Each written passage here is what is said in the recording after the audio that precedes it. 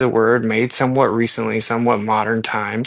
And if you look at the KJV, the word Jew is used to translate more than one word.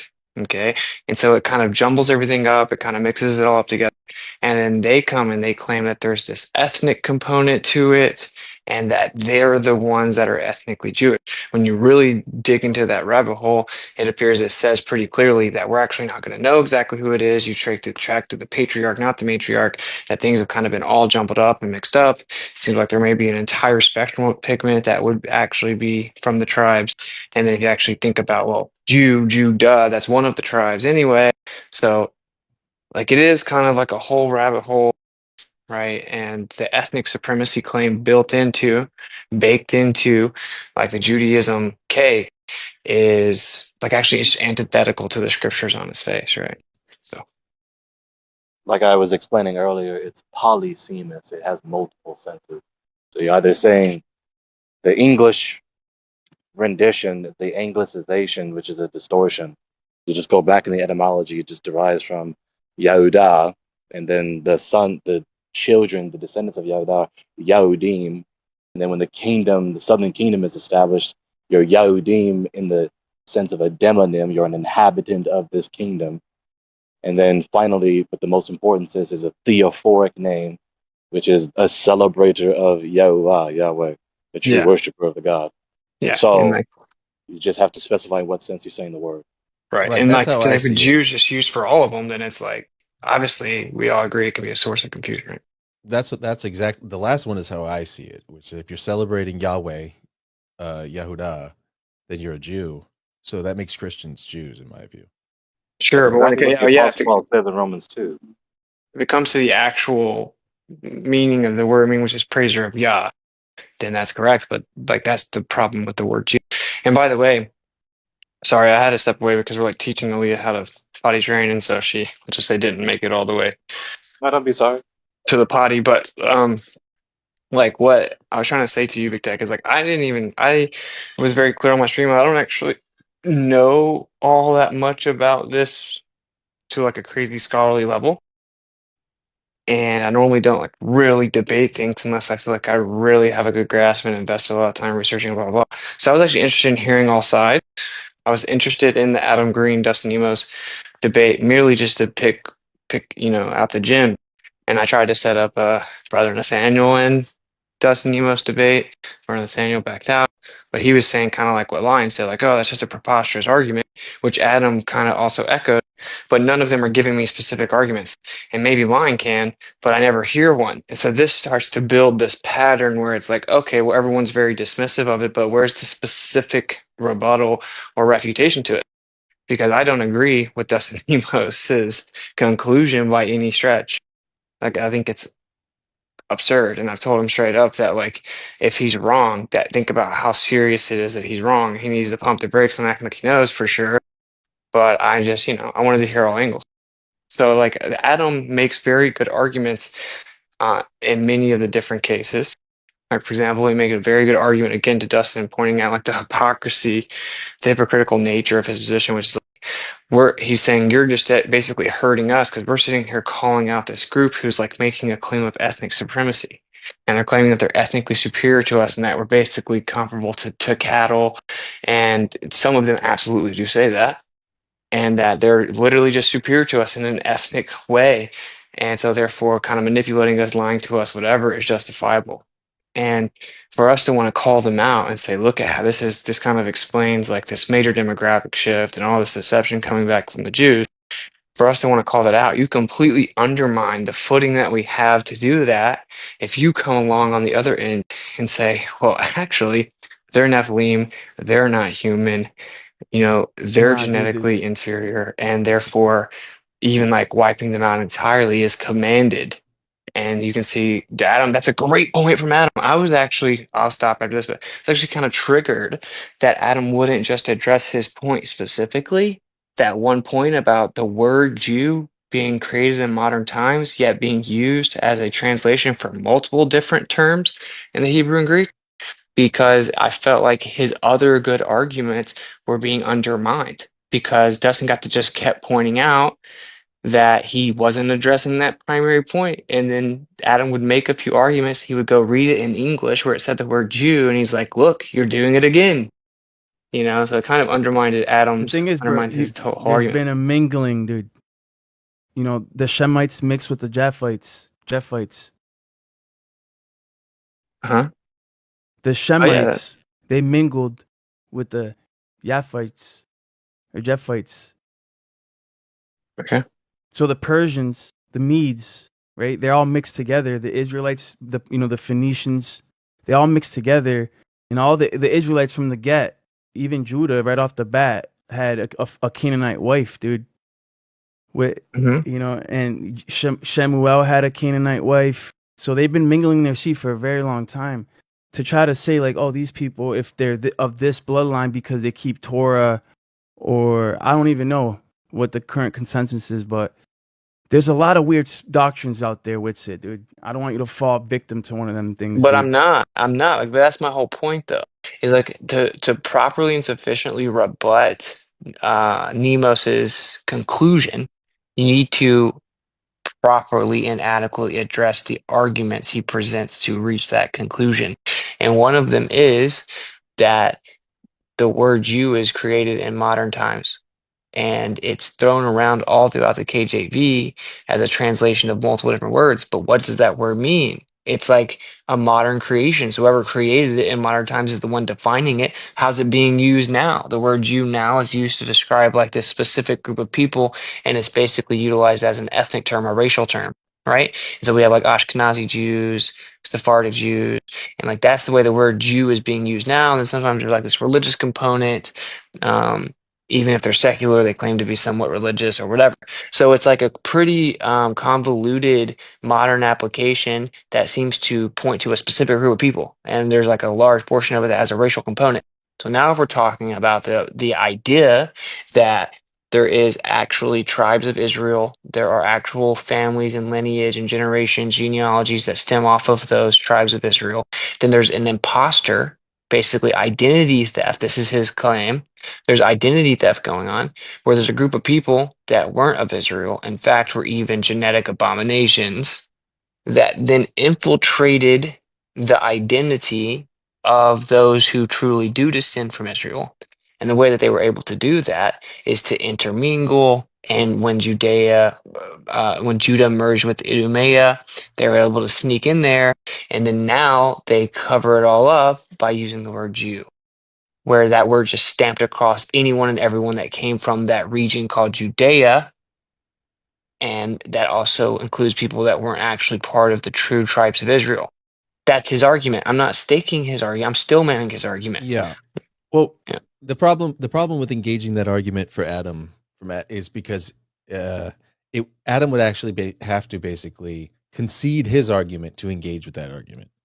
And because the reason is that Adam's argument is that even all of these concepts of genealogies and bloodlines and stories about tribes warring, and there being 12 tribes in Noah's Ark giving, and then Shem coming out of Noah's Ark, and the exodus from Egypt, we were slaves and saved by magic, and then started circumcising ourselves in the desert, got the commandments from God on a tablet, like all of that.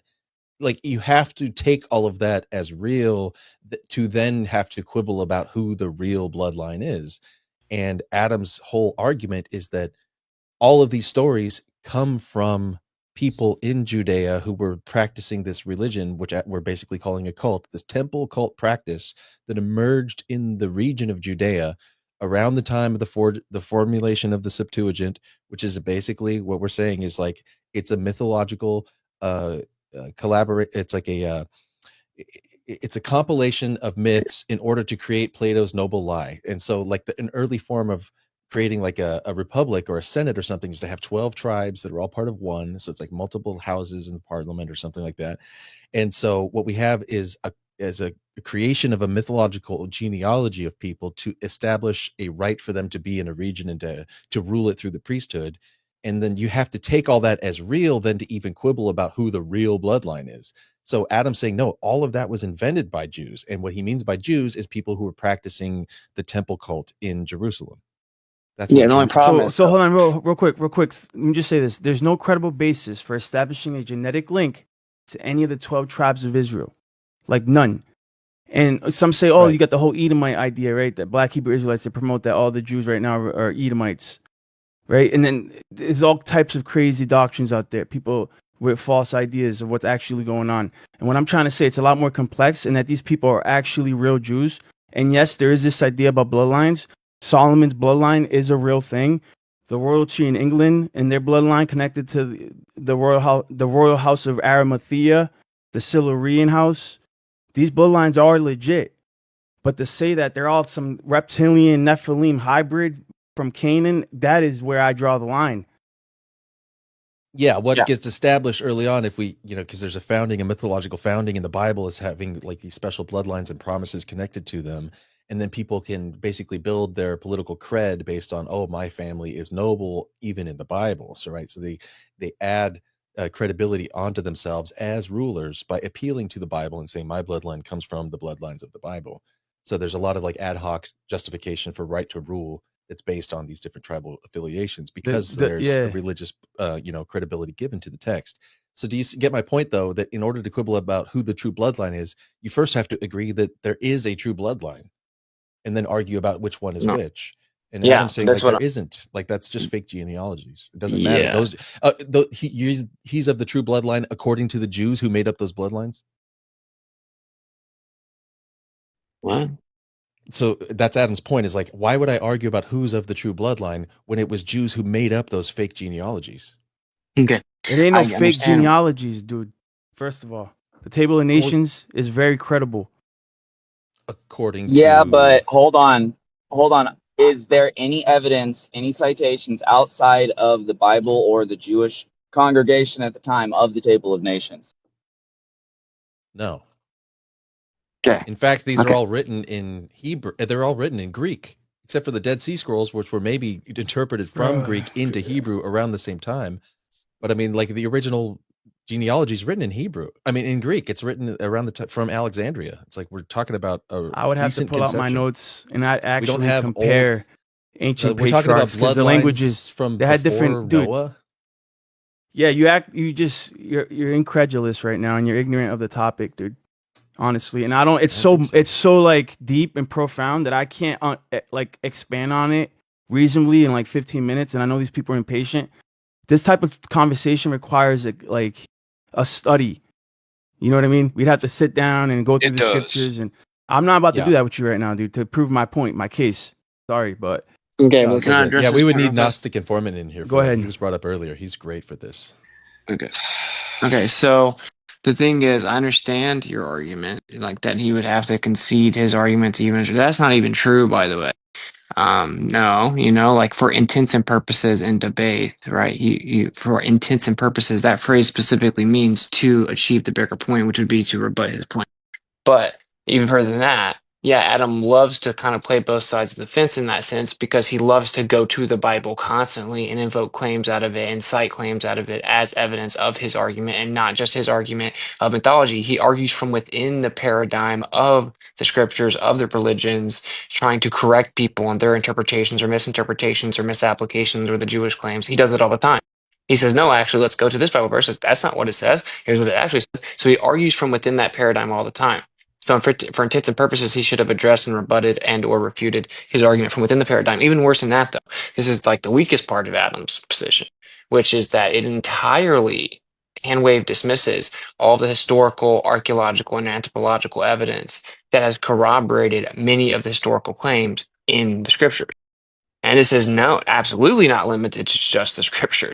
In fact, you can take the scriptures out of it entirely, and you will be able to I find won't tons of call you to historical. the table to bring those, but I mean, like you Sure. said, that's a whole other conversation. But Yeah, sure. But you can absolutely corroborate tons of the historical claims and the scriptures with I mean, other people say ancient. that. No, it's just no, absolutely with other ancient records. And then even more than that, there Like has the actually King's been. List. Yeah. Yep, Right. there's also been anthropological discoveries since then that have actually shown archaeological and anthropological discoveries that have actually shown places that were largely considered mythos or fable that the scriptures described and made a historical claim to. They've actually found them in the exact described locations that they were said to be. They've actually corroborated them with other civilizations' recollections as well. So the one of the biggest things that weakens Adam's argument is that Big if true. he entirely dismisses the scriptures as if to have no historical value or substance, right? And the historicity, there's absolutely a aspect of the scriptures that are very valuable in terms of historicity.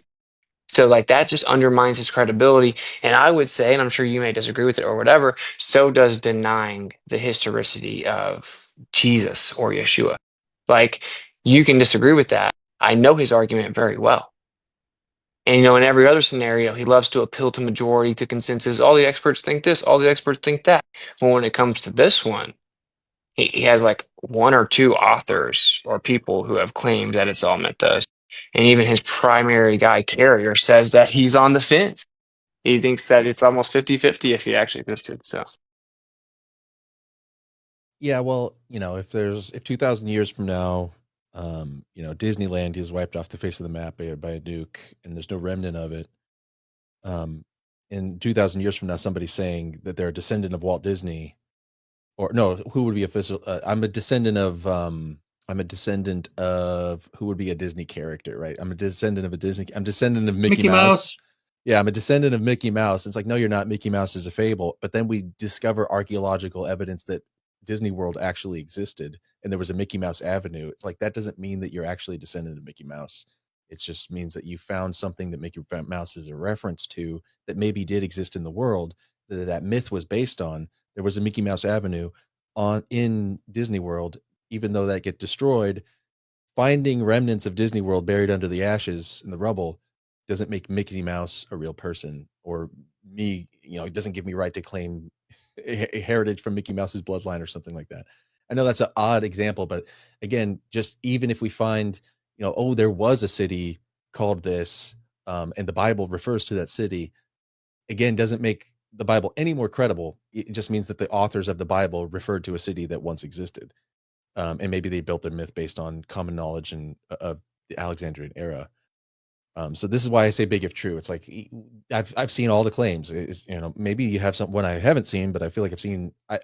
I've never had one brought to me that wasn't something akin to that. It's like, oh, we found something. This is pottery in a region that this probably came from this city that's referred to in the Bible. Therefore, the Bible's historically accurate. It's like, if you use the name of a city that existed a long time ago in your story that you're building, that doesn't make the story true. Did Tom Sawyer really sail on the Mississippi River? Well, the Mississippi River's real, but Tom Sawyer's not. He's an invention of Mark Twain. So he was referring to real places for his fantastical mythological character creation. And that's what that's why I say big if true, because okay, we could dig up some archaeology. That doesn't make the story true. It just means that place may have existed that was named in the story. It doesn't mean that, the Jews, the Hebrews were saved out of Egypt by magic and the parting of the Red Sea and, plagues and all that stuff. Which is really the root of, it's the root, right? It's Moses. Moses gives us the genealogies. Moses gives us the law. It's all rooted in Moses, who claims ancestry to, Abraham and all the rest. But I mean, it really all comes from Moses, who claims to have come out of Egypt out of magic. But we don't have any proof of that. Sorry, what?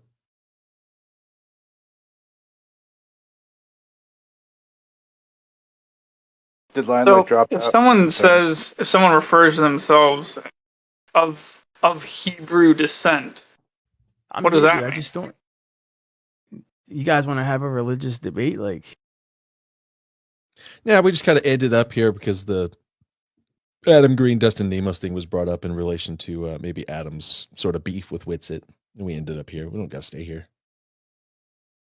But maybe Witsit, you'd like to talk to Adam and clear that up. But I'm just let you know. yeah, maybe so. Let me help with this. I know it. And if I could jump off to there, I'll bring it. This is totally related, but also like a new addition to the conversation.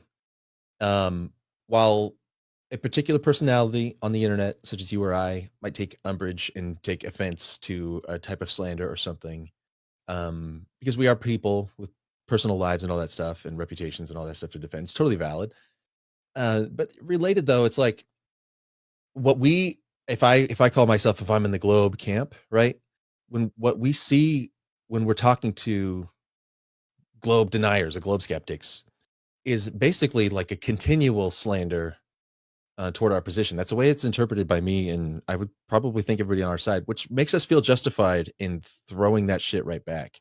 And I know it's not directed necessarily typically at the person, but it's like for me, like let's say, like I don't work for NASA, and I don't like everything that NASA does. It might be totally paused and gay and blue pilled and whatever at this point, whatever. But if we are constantly throwing FUD and doubt on, let's say, certain NASA programs or whatever, and if I find included in that a lot of bullshit, maybe you have some valid claims, but if there's a lot of bullshit on top of it that's easily, accounted for, but it's represented as true, that comes across as libelous slander toward that organization, which again, I don't work for. It doesn't represent me. I'm not NASA, but it does feel personal to me and my world, actually, because like there are extrapolations that come from that, such as if you guys succeeded, let's say, and you convinced everybody that NASA was completely a scam and fake and their rockets all go to nowhere and it's just like a giant, whatever. And maybe all the way to nukes and nuclear missiles and stuff. Those are fake and nuclear bombs are fake. And I've seen all this stuff flooded, right? If you succeeded in convincing the whole country that was true, if you were to succeed, the ultimate, the next step from that would probably be that we would shut down our space program because space is fake, and we would shut down our nuclear program because nukes are fake, which to me means like, okay, if everybody got wrapped up in your delusion, we would set ourselves up for massive harm. If space is in fact real, but we started to not believe in it, and other countries continued to go to space and continued to make nukes, now I'm actually in harm because everybody listened to you. So you're actually setting me up for a problem. There's a third option. There's the option of not disbanding NASA, but reforming it so it actually serves the people and does different things. But why would you have a space agency if space isn't real? Well, it would still, maybe you'd give it a different name, still be the same agency. Maybe it wouldn't be the same acronym. Maybe change the acronym. It's not even that space. It would just be the National Balloon Satellite Program. No, it's not even that stuff above us is fake. It's that the way that they claim it exists is fake, and the stuff they're claiming, and we would have no disadvantage at all. Other countries largely don't even make claims that they go out there and do stuff, and none of them even claim to actually go out past the Van Allen radiation belts. None of them even claim to do what they did in the 60s and 70s. No, not one country in the entire world, right? Claim that they send people out there doing anything. So really, it would remain largely the same. So but they do claim to have intercontinental ballistic missiles with nukes on them. And if we shut down our nuke program and our missile defense program because we said, oh, those are fake and they can't hurt us. Well, specifically, I think the argument is that the claims of nuclear weapons back in the time of World War II was largely propaganda, and that we didn't actually drop nuclear weapons on them. Okay. And so this is just like I say for the Globers all the time, right? Which you said, like, you feel like it's always slander. Dude, I argue for the Globe. Whenever I still man it, I argue for the Globe better than almost any Glober. So you may be correct, but there is probably a lot of that goes on. And I agree because my hands are full. It's like a full-time job correcting a bunch of flat earthers on their like strawmans of the Globe. But that is definitely not like the case all across the board. I make stronger arguments for the Globe than you would probably ever make. But anyway, just to address if you haven't looked into it, there actually was a lot of lies and propaganda with that nuclear bomb in World War II claim. I have looked into it, and I hear you say that kind of thing, but I don't agree with you. I mean, I haven't heard a strong argument from the Globe from you. Like what? Okay. What? Like what? Yeah, I can again, big name if true. Name any topic about the Globe, and I can still manage stronger than like any one of you Globers almost. Like I can even go as far as like deep cosmology. Okay, I'll give you an example. How about for the curve? What's your argument for the curve? Wait, let me finish. I'm going to give a deep example. Then we'll do curve. Deep cosmology is not a good argument for the Globe. No, I'm making a point. Like this, that's what I'm saying. I go as far as I can. This is the one of the topics that almost all the Globers just throw their hands up and say, "Oh, I don't know. I have no idea. Who cares? I don't think that matters. Whatever." Which actually does matter. Okay, so it's like, oh well, for your heliocentric model, which means your orbit, you need relativity to be true. Like you literally need relativity to be true. So, okay, I'll get you some more milk.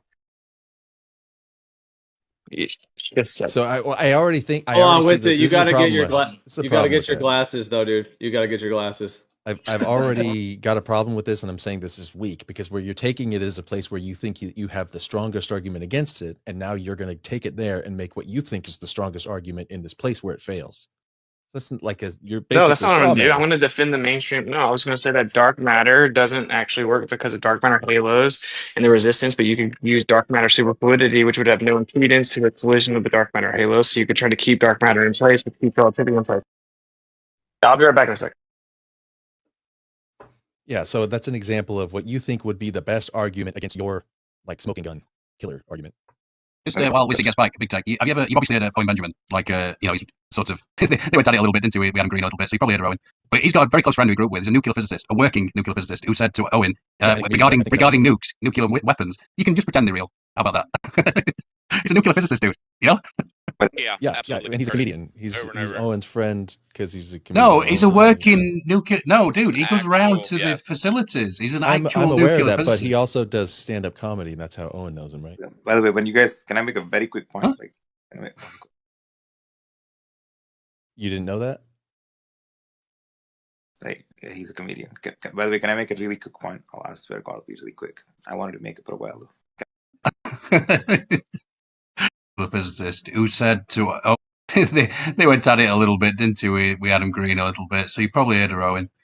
But he's got a very close friend who he grew up with. He's a nuclear physicist, a working nuclear physicist, who said to Owen regarding nukes, nuclear weapons, you can just pretend they're real. How about that? He's a nuclear physicist, dude. You know? Yeah, absolutely. Yeah, and he's a comedian. He's Owen's friend because he's a comedian. No, he's a working nuclear. No, dude, he goes around to the facilities. He's an actual I'm aware nuclear of that, physicist. but he also does stand-up comedy, and that's how Owen knows him, right? By the way, when you guys, can I make a very quick point? Huh? You didn't know that? Like he's a comedian. By the way, can I make a really quick point? I swear God, really quick. I want to make it for a while. I was waiting. Yeah, go for it.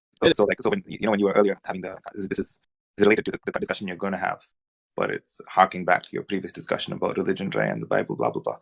So, which is a point I actually agree with. So you basically made the point. Look, if you basically made a point where you pointed out they were affirming the consequent, right? People who believe in the historicity of the Bible. You said basically, if the Bible were accurate, then these ruins would be found in this specific place. The ruins are found in this specific place. Therefore, the Bible is accurate, which is a logical precisely.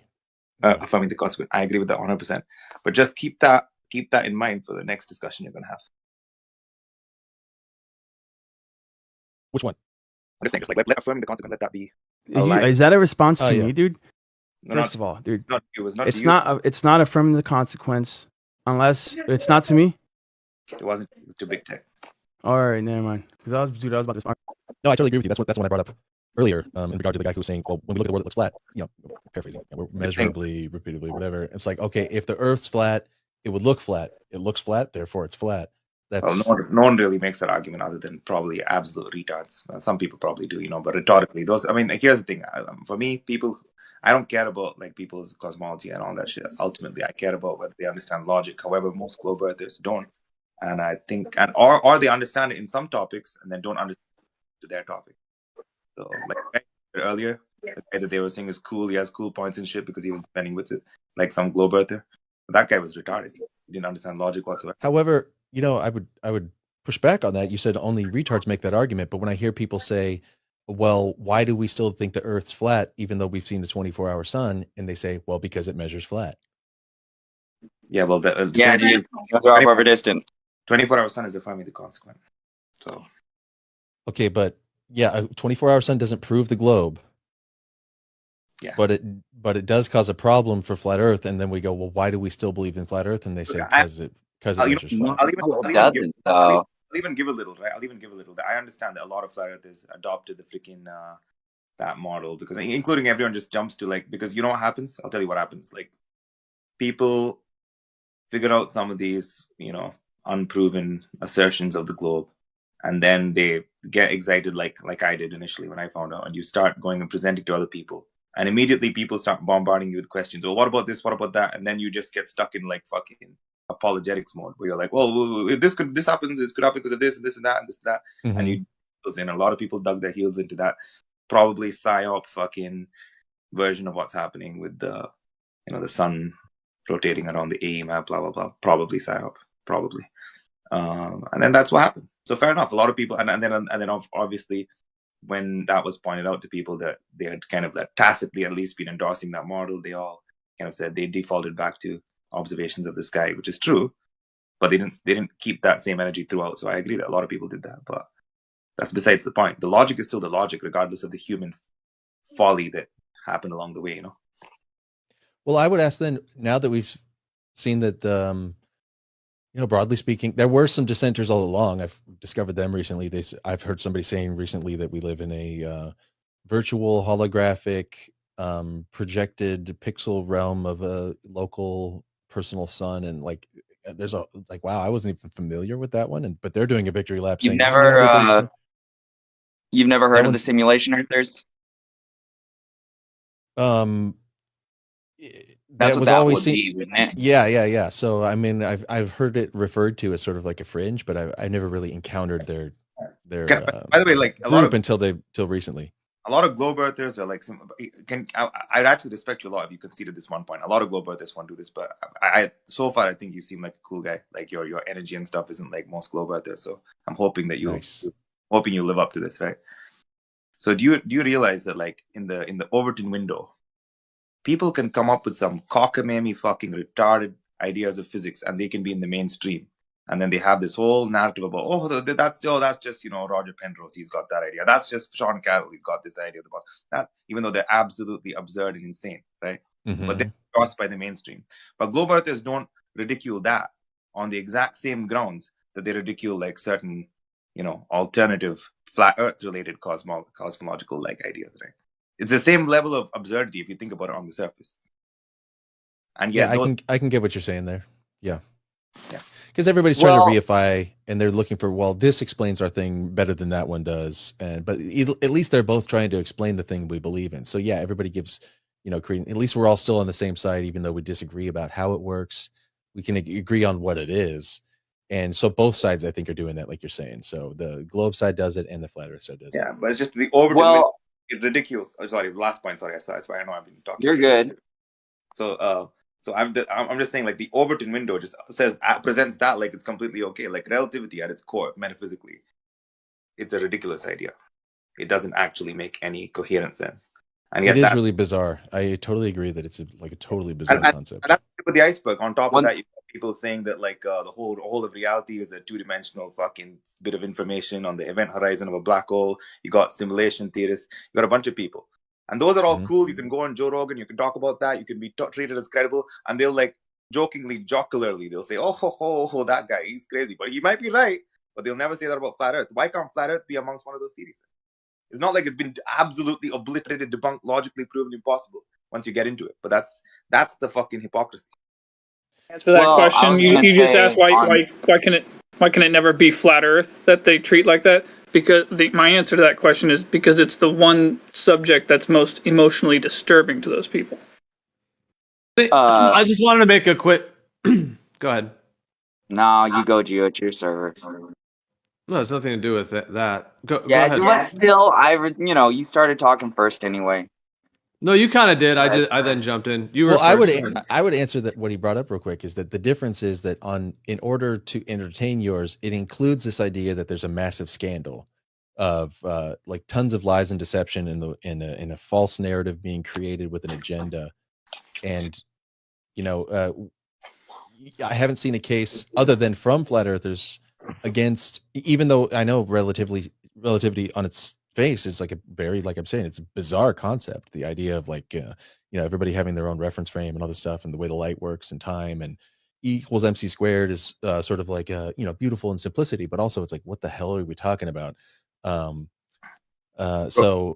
energy equals speed of light mass squared. Why? It that doesn't really make sense. It's very odd, but it doesn't include it doesn't come out of the gate going, and they've been lying to you about how light works. And there was a massive conspiracy to create the ether, and they had an agenda and stuff. And then we discovered relativity to debunk these liars. And that's sort of what flat earth does, is that they're all lying to you. Historical difference, right? But I'm talking about just in terms of what's being proposed on its face. If you're being honest, you may believe in the globe, you may still be able to hold on to. That's cool, right? But you can't actually look at flat earthers if you're an honest person and say that they're just retarded and they just don't understand anything and they're just making some obvious error. They're not. They may be No, positive well, conspiracy. no, I do sort of feel that way, and it's as similar as Matt before. Like when I hear you guys say that the sunset happens, like what it looks like is happening is that the sun's going into the water. That's what it looks like. But then my explanation for that is no, it's actually going over a curve. But then you come with the one that doesn't make any sense to me, is that actually the sun's going far away and angular resolution's causing it to appear to be going down. And when I'm you not say going that to to me, I just like, I kind of But like here's go, the thing: I'm not going to nah. get sucked into that argument because I could just throw out something. When someone doesn't have any proper explanation for local hotspots, like I'm just going to counter that rhetorical move that you made instead of getting sucked into the argument, right? No globe earther has given a proper explanation for a local hotspot. Okay, well, but local hotspot is, but it's not to me. It's not an analogous. It's not like I walk around finding hotspots every day, but I do go to the beach and see the sunset over and over, and it looks like it's going in the water, but I know it's not. So I think There's it's going ample footage of local hotspots. There's no globe explanation for it. So like on that level of just yeah, but I still don't even know what you're talking about. You don't know a local. Yeah, I don't know. You guys are kind of scattergunning. It's not something that we experience on the daily basis. I don't think we're scattered, dude. I actually think this guy's tracking what I'm saying, to be honest, more than other globe earthers and sometimes more than other flat earthers. So I don't think we're scattergunning. We're just that's a rhetorical move he did. I just countered with a rhetorical move, and I'm going to breeze past it. We don't have to talk about that. The fact is, just because there's some visual phenomenon that you find is just unexplained to your subjective satisfaction of belief, like meeting your subjective criteria of like what you find believable, doesn't mean that there isn't a coherent logical explanation for that, which doesn't entail any contradictions. Right? If someone, if you, because here's the thing, I'll give up the notion, the possibility, because I'm a question marker there, right? So I'll give up the notion of flat Earth if someone points out a true logical contradiction in any position, or even points out to me that I'm doing some sort of true mental like backflip, and I'll definitely, and I'll also consider if there's a metaphysical incoherency involved, which relativity has. Relativity has metaphysical incoherencies. It has the notion of bending and warping of spacetime. It is fundamentally like a not panpsychist is the wrong word, but like I'm not finding the word in the moment. Basically, it's a worldview which posits that all science is an illusion. And I mean that very specifically. I mean that very rigorously. All science, all causality is an illusion according to relativity. Causality in the traditional sense. Causality is an illusion. Your reference frame, you're just kind of a consciousness floating across a theoretical universe with its own reference frame, and even objects have their own reference frame. Like this is like panpsychism. Actually, it is panpsychism. So if someone points out a metaphysical incoherency like that in flat Earth to me, then I would just give it up as a possibility, as an option on the table. So that's basically my point. My point is that it's not got logical contradictions as far as I can see. Of course, I'm not endorsing any of the models, but on its face, that the terrain is planar doesn't entail any contradictions or metaphysical impossibilities, and so it shouldn't be considered as just. All right, dude, I'm sorry, yeah, bro. Sorry. Nice. Just make a point, and then so we could address. Somebody can address it. Go ahead. No, anybody. Yeah, I would say I would go to inductive logic, because it's kind of where we end up with when we get into metaphysics, when we get into absolutes, when we get into transcendentals. It's sort of like likelihoods, because we don't have concrete details and facts. We don't know exactly what. Not to interrupt you, but you're in the right place. This place is not scared of the philosophy and the inductive reasoning. Perfect. Yeah, I'm one of those. So the way I approach that inductively is like, what's the likelihood that like, for example, if I go to this, like I said, we don't have to reiterate the sunset. What's the likelihood? Is it going in the water? That's pretty unlikely. Is it going behind something? Oh, that makes sense. I see things go behind things all the time. So likely it's going behind something. The idea that it's vanishing at a far distance without shrinking to a tiny, minute scale. Well, usually when I see things vanish, they're getting super, super, super, super tiny first. This one doesn't do that. So likely it's not for me. Second point, similarly, when I look up at the moon, one of the most basic things in the world, I perceive the moon in the sky. I see something that, well, I would say it looks like a circle, of course, but because of the way the shadows seem to play, it appears spherical. I see spheres exhibit those types of shadows all the time. So inductively, I see it's most likely a sphere, just like I see spheres all the time with a shadow on one side. It looks like a sphere to me. Inductively, I'd say likely that's also a sphere. So there's a sphere in the sky. The sun is in the sky. It's round. Maybe that's a sphere too. Inductively, I'm like making leaps in logic here, but they are congruent. They have explanatory power. And so if these things are lingering in the sky, then I guess, all right, well, everything I experience in the world has some sort of dynamic cause. We have like laws of motion and entropy and everything like that. All right, dude. You're doing the same thing this other guy was doing, bro. You gotta. I'll land the plane. Keep it concise and because then how am I supposed to respond, or anybody supposed to respond to that, dude? Well, it's only 3 points. It's when the sun sets. 2, the moon. The moon looks like a sphere. 3, the spheres appear to be moving. So I need a causality, explanatory power, and the causality of the movement. And then when I go to real quick, hold on. Let me just respond to one point you made, dude. I'm so close to wrapping it back up to comparison. Go ahead, finish it. Go ahead. Thanks. So when I compare that to the explanatory power that flat Earth offers, it sort of breaks down. I don't find any dynamics at play that are normal to my experience or even comprehensible to me about why there might be a sphere up there or a sphere something that looks like a sphere that's not, and then it moves through the sky. What's the cause of the movement? I don't know. Then it's like, well, what are we doing? I want to go after line. Is it clearly like that there is a paradox in reality, and like you're trying to figure out which end of the paradox is actually on? No, I'm not entirely against inductive reasoning and rational thinking. And when you go to Antarctica and you see a 24-hour sun, I do concede that logically, if you make an inference, right, based off of an induction and an observation where you've seen the 24-hour sun, and geometrically, it better aligns with the globe. I'll give you that. We all agree on that. There's nothing that is rational. That's a rational inference. But then you have to be able to deductively demonstrate that, that requires experimentation, and that's where we kind of run into the brick wall, because you guys have failed to demonstrate your position deductively. So, however, we had failed to demonstrate the 24-hour sun sufficiently until we took you there. The next thing to do would be to take you to space and show you the planet. And then you'd have to concede, okay, there's the sphere. Yeah. So I expect that just like we took you to Antarctica, you saw the 24-hour sun. If we take you to space, you're also going to see the globe. Dude, listen, all it would take, right, is 360 footage. That's all. Of Antarctica and the North.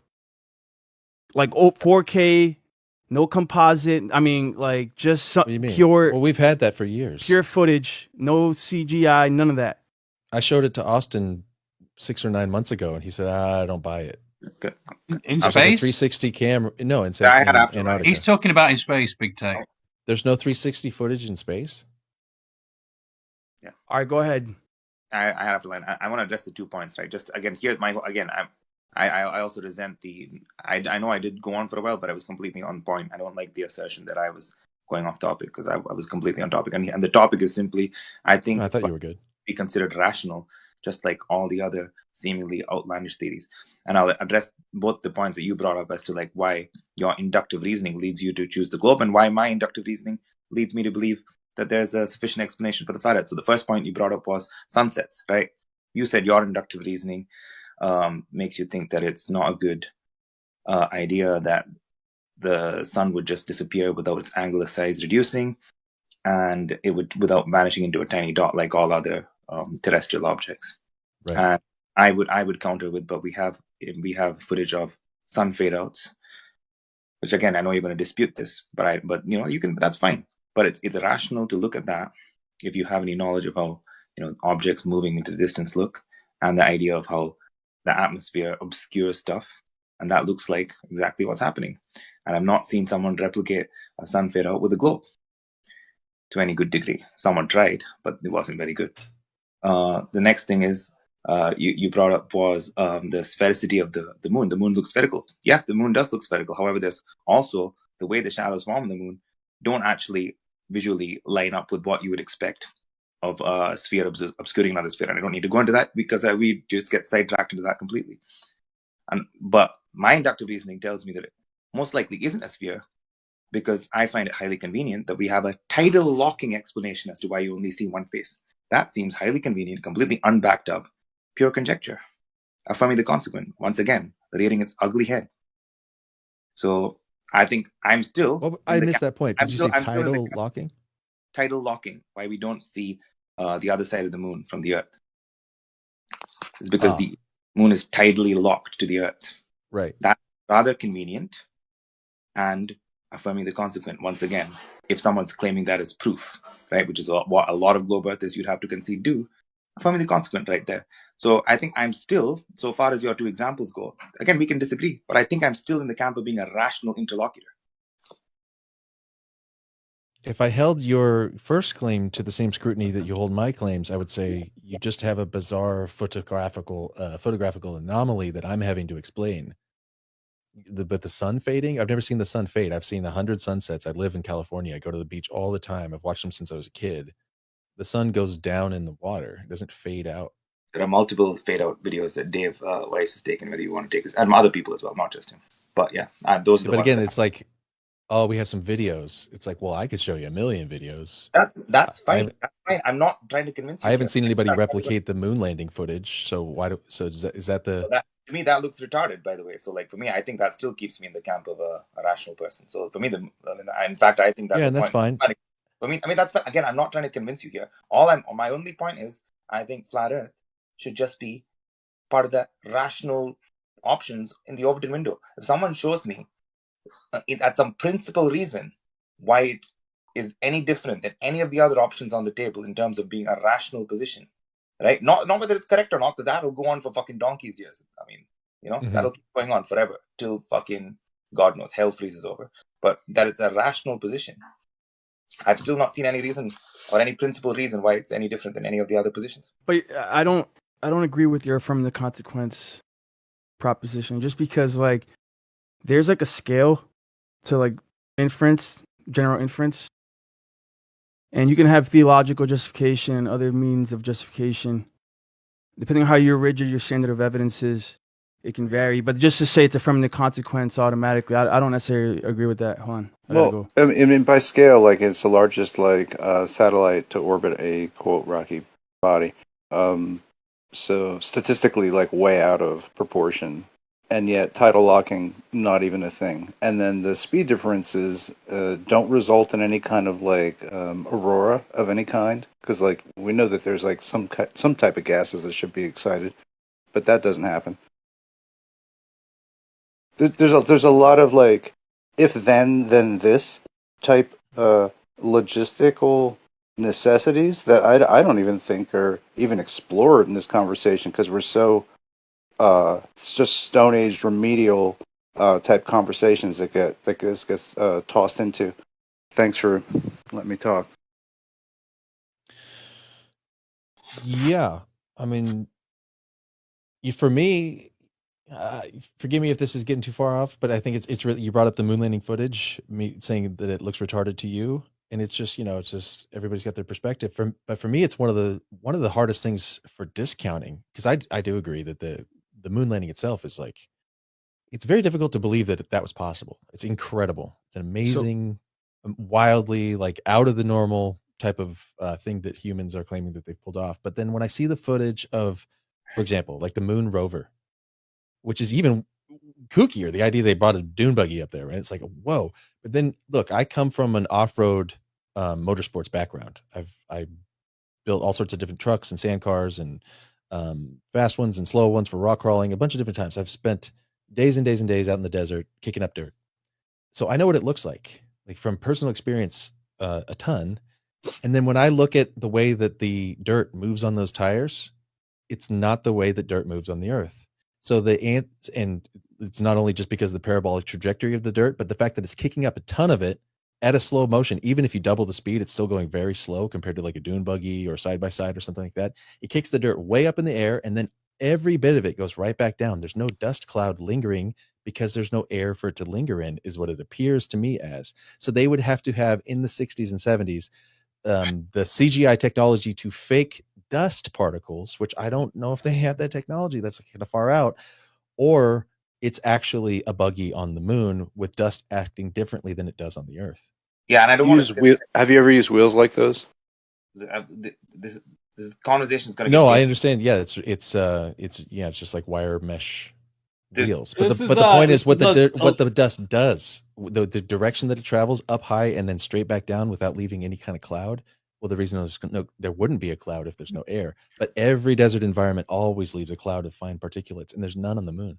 I'll go after Well, I don't know Gio. if we're gonna get it. There's a lot of different topics being brought up, but just real quick on that one, there's actually an entire argument that the way that the stones were kicked up from the wheels actually fits Earth's gravity, meaning that they don't kick up at a 1/6 gravity, which is what it should be. So it's not necessarily in terms of this argument about a cloud or anything. It's just the fact that if you're in 1/6 gravity as the wheels are turning and everything, the way that the speed of it and the way that it would kick it up would be at a 1/6 rate of arc rather than what it is on Earth. But actually, especially if you speed it up a little bit, because it looks like they kind of slowed the footage down to make it look all slow. But anyways, if you speed it up as well, but there's actually an entire argument which is that the rocks being kicked up are actually matching Earth's gravity, not the 1/6 gravity.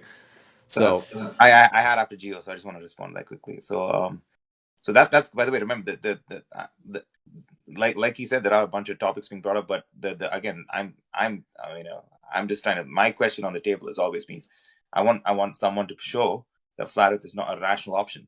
So right now, you pointed out why you're convinced by the moon landing footage. That's cool because of some of your expertise with dune buggies and this and that. But that's in the realm of, as I'm sure you know, abductive reasoning, meaning reasoning based on specific details which line up with your specific pattern recognition, right? Yeah. So that being the case, there's a bunch of stuff which rankles against my abductive reasoning, right? A bunch of stuff that I see visually, and that's a wash when it comes to abductive reasoning and interpretation. What's an example of that besides the sunspots? Because that's just video. What about local, what you personally experience? Local hotspot. Just the way that the way that twilight happens without it being violent. I'm sure there's ways in which you can explain all of this, right? But just to me, visually, none of those set with my abductive reasoning. None of it matches. No, if the Earth was a ball, every sunrise and sunset, you would see a big, hard, distinct cutoff of darkness, like a shadow, up in the sky. Like where they claim that there are the sun setting, so the shadows go up in the sky from behind the mountains. Yeah. So just to I don't know if you were here, Austin, but like the point I was making was just I wasn't like bringing up any of the specific examples, but my overall point was, look, they have a bunch of cockamamie scientific theories which are allowed to go on Joe Rogan, like multiverse theory, like simulation theory, and I'm saying that there's no. My challenge on the table is to show why flat Earth is any more absurd, or whether there's actual logical contradiction or metaphysical impossibility which should rule it out from being at that level of discussion. And so far, I've not got anything. So the reason he brought that up, the reason I brought that up was in response to him talking about the moon landing footage looking kind of like convincing to him. I said that's cool. Visual evidence can be convincing to you. Some things may not be convincing to me. That's an abductive reasoning. And so I brought up some examples of things which abductively don't sit well with me, including the twilight, like, and the stuff that you talked about. So I wasn't actually specifically talking about that example. I just want. Okay, yeah. I only mentioned that because I heard you say Twilight. But yeah, I do see what you're saying. I mean, there really is no answer. Like, the only type of answer you could try to say is like, some things are just determined as objective reality, and it's actually detrimental to even entertain that not being objective reality is a possibility. Similar to kind of how, like, what Neil deGrasse Tyson said as his excuse, probably won't debate it. But then you get into like examples like you said, like multiverse or like say simulation theory or like this holographic quantum simulation theory, basically saying that there actually is no tangible material world. And it's all an illusion. So one could easily say the same argument for that. Well, this is just objective reality, why without a question. The actual truth is because if flat Earth is true, it has major implications that completely undermine the validity of the educational system as a whole. And it shows like international cooperation. It undermines like the space agencies in entirety, and Yeah, you know what I'm saying? Like it just has major implications. It's such a deep-rooted distrust. It kind of would undermine all of the official information we were given with one fell swoop, Right. whereas Yeah, this most is things why I won't do see. this. This is why I think it's so, like, in my opinion, it really is cancerous. Is because it appears to me that there are people who are susceptible to hearing flat Earth arguments and then jumping into believing that, like you said, now they are too. Now, part of that believing is now that everything has been a lie, and there's just been massive. There's a huge rug pull on their sense of like rootedness in the world that takes place for them, Like, and it sets them up into a position where they're basically they've been baited into like a hazardous position for them. Like now but like I said, now that's they're sociological. susceptible to harm. But like I said, that's all sociological. I want like an actual reason. Again, either metaphysical incoherency, No, logical. I agree. I'm not addressing that. I'm just saying there's sociological consequences for promoting this Yeah. So idea, like, so here's what I would expect from you, right? and I care about society. Yeah, For but sure. dude, outside of a worldview thing though, there's already like war machines that are already killing tons of people, and there's the medical industry and the poison, the food. I mean, you know, you're trying to compare those to a worldview shift. Like, there's already a war I'm machine. not There's trying to already compare that those. stuff. Well, no, I'm just saying that stuff's already happening. So you're trying to say that a worldview shift is going to be more dangerous than the war machine I'm not already saying it's more. drafting people and doing already all kinds of terrible things to people? But No, like, you either but either misunderstood me or you're intentionally over exaggerating what I said, which is that it is a harm. I'm not saying it's a bigger harm than the war machine or a bigger harm than vaccine scams or something like that. I'm just saying it is a harm. And in fact, my opinion is that if we are to address those things that are happening in the world, we need to be rooted in the reality of the world and address them in a normal way. If we're addressing them from a way that's disinformed or unrooted from reality, and then we're actually even decreasing our strength in our ability to address those real issues. but that's my point. I want, again, for the sociological reasons aside, right? Which we all agree that those. I mean, you look at it, we both kind of agree that that's what would happen, right? But those are not actual logical reasons to discount it as an option on the table. I'm still looking for something at a principle level why flat Earth violates some Yes, this is a different conversation, though. I'm not saying this is a reason to discount flat Earth. I'm saying this is a reason for my alarm with flat Earth. Sure, but my challenge is, like, again, if you're going to be intellectually honest, and so far, again, I swear to God, you actually seem like one of the cooler globe earthers that I've ever encountered. Thank you. You should be able to, like, in good faith, next time someone says, "Oh, well, that flat earthers are just retarded," most likely those people are retarded. Adam Green is retarded when it comes to this shit. He sounds like an absolute baboon. I know that's my So Adam Green literally sounds like he's actually retarded when it comes to this. You should call him out. You should say, Adam, Well, look, you're being hold retarded. on. I don't, Never. Adam's starting off from, just like most people, it's not retarded of him to not know all of your positions yet, because your positions are the, counterdox, heterodox, like outside. Essentially, we could call it, you have like a bizarre worldview, and he's not familiar with it. So when he encounters it and doesn't have good arguments for it, that doesn't make him retarded. Is he No, familiar? he should shut up though. Like he's actually adamantly going out of his way. Like he's tagged me multiple times, made comments about me multiple times. He did it multiple times before I finally replied the one time that I did. And what actually happened was, like you said, he got personally offended that I dare say I think he didn't win a debate, which is just basically narcissism, and just cried in my DMs about it. And then I'm like, dude, you need to chill. Like, I've always defended you, agreed to disagree on the things that we disagree on. We have like the same overall enemy. And if we both think that what we're saying is true, who cares?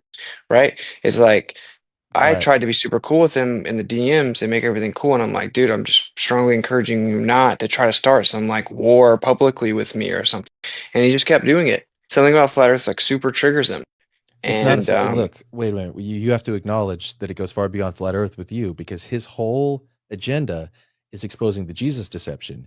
And you are not only affirming that Jesus was a real person and that he's, connected to the creator, which is Yahweh and stuff like that. And then you're also doing the flat Earth stuff, which he considers to be kookery. So you're not only undermining his main thing and going against that, but you're also introducing something that he sees as, like, from a secular position or scientific, totally absurd and bizarre. So yeah, it's but not just the flat Earth. It's okay, actually first a of all, I think secondary his issue to the main one. Yeah, but I think that his Jesus position is actually insane. Like, okay, it's not actually insane. That's not true. Like, I understand his position very well, and I can still man it. And I looked into Carrier. I didn't fully read all of the books that he said, but I don't actually need to. I've read the papers, the thesis, I listened to his interviews, and then I've read excerpts, and I can still man like his primary arguments pretty damn well. And I've heard him himself say that really he just found it as like an intellectual exercise that was oftentimes overlooked and that it seemed to be such an overwhelming consensus that he was historically accurate that he felt the need to highlight a possible alternative explanation and that he's like 50-50. But like if you listen to what Adam Green says about Carrier, who is like his go-to home run guy, and like only one of two, only one of two that he can even invoke, right? Like he Well, says that's it not like he true. knows More than there's like two. two primary guys that he always invokes. Well, there's two primary scholars on the idea of Jesus mythicism, which is an outside position on the Jesus narrative. That I can give you that. That's what I'm saying. But whenever you listen to Adam Green talk about Carrier, you would think that Carrier is like mocks it. It's so laughable to think he historically existed. It's so obvious that he didn't. That isn't Carrier's position at all. But it doesn't even matter. My point is that like I've man to man with him on that. I had him on my channel, right? And we weren't supposed to talk about that, but of course that's what we ended up talking about because I tried to introduce him even before he came on, and I'm like, and I don't have to air everything because I'm like a big proponent of not doing that actually. But I will say like because this is all pretty well known and even already publicly addressed. Like before he comes on the scene, I'm like, I said like gave him like his flowers kind of. I tipped my hat to him. I said I've watched you for a while on and off. I respect what you do. I think you're very good at what you do, specifically when it comes to digging into the Jewish supremacy thing and Zionism or whatever. And that's what he was supposed to come on to discuss. And I wanted to introduce him to my audience. And I said, I think that there's a decent crossover in that topic. I think that my audience will be pretty receptive of you, especially when I like kind of stamp you and tell them that I've watched you for a while. I do disagree with you on a few things. And he's like honed in on that. Like, what? What do you disagree with me on? And I'm like, well, for one, that, you say that Yeshua wasn't like even a historical figure. I don't think that's correct. And he immediately wanted to debate that.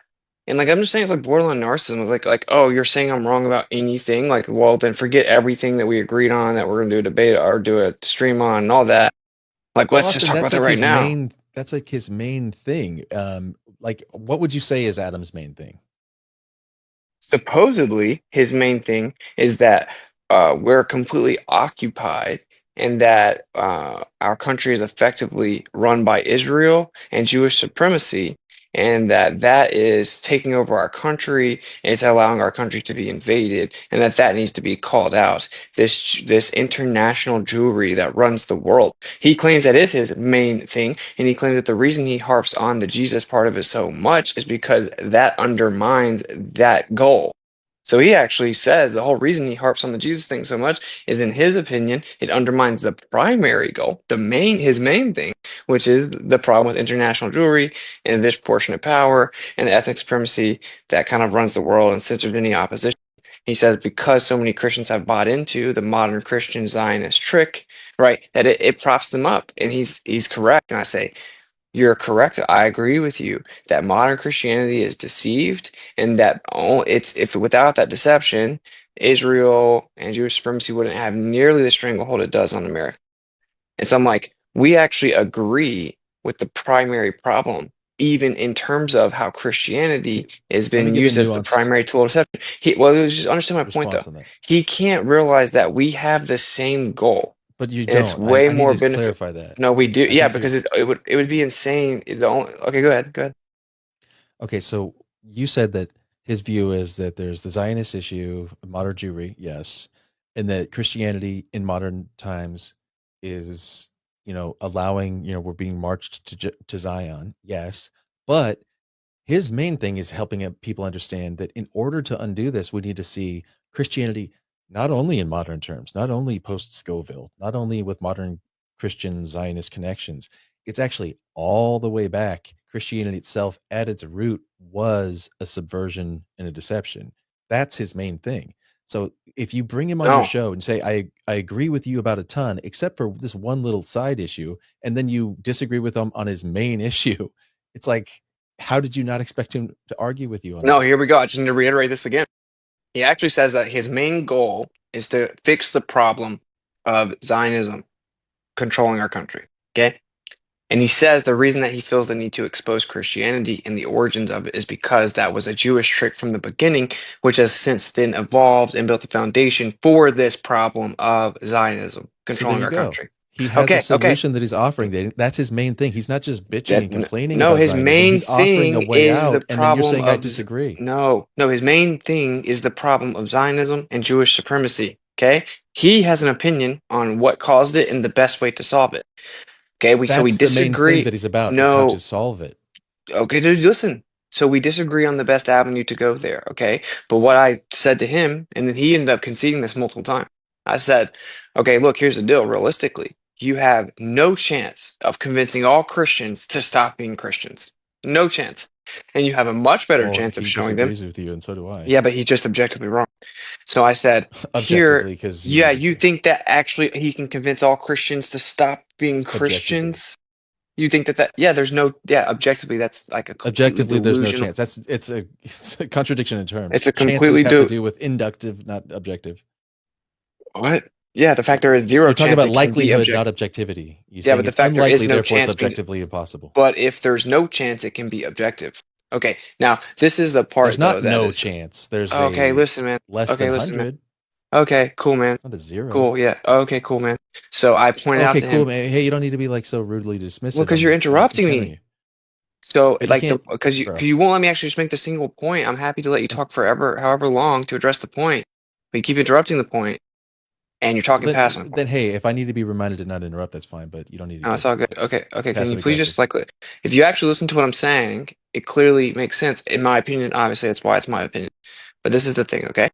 I talked to him about this straight up. I said, look, we disagree on the best way to go about it, okay? But we have the same end goal, which is to expose Zionism and the Jewish supremacy that is effectively running our country and much of the world, and how it's using modern Christianity to push that belief. And it's basically an amazing cover because it says we must those who bless Israel are blessed, those who curse Israel are cursed. Really, no matter what they do, we have to support them. So it allows them to do whatever, and we have to obey whatever they say. So it's like this amazing tool that they're using. He says, yeah, because they created Christianity for that very reason, and it's been a deception since the beginning, and it's all a myth. I say, okay, well, I don't agree. The evidence doesn't seem to suggest that because you actually have to get more towards the Schofield Bible to really get into a mass adoption within Christianity of that interpretation of Israel itself, right? And you don't even have the physical state until the 40s, and now they're claiming that physical secular nation state called Israel is prophetically fulfilling the fact that we now need to bless them. When prior to the Schofield Bible, that was an unheard of position. You get Darby and then the Schofield Bible pushing that, infiltrating all the ministries and pushing this new modern version of Christianity, this Zionist Christian thing. That was an unknown thing. So I'll make the point to him that it's like, well, think about this. Obviously, the odds are you're not going to be able to convince everyone that's a Christian that, oh, it's all fake, it's all mythos, especially when even like the vast majority of researched people, like atheist secular academics, for example, strongly disagree with the claim that Jesus or Yeshua didn't even exist at all whatsoever. So you've already narrowed down the chances of you actually reaching people or getting them to agree with you significantly, even in terms of atheists, because you're denying he existed whatsoever. Then in addition to that, you're actually trying to convince I'm the remaining Christian. quiet and allowing. Yeah, but because I think it's important, and I just want to unpack it. Then you're actually, so I'm just thinking about statistically, tactically, what the odds of success are here. And then you're actually trying to convince the Christians that they need to completely turn away from like a spiritual belief they've internalized, maybe grew up with or whatever. And I'm saying, don't you think that you might have a much greater success rate if you try to convince, to show them just the fact that Christianity, their religion, has been infiltrated in the last century to push an entirely new doctrine that actually isn't in the scriptures.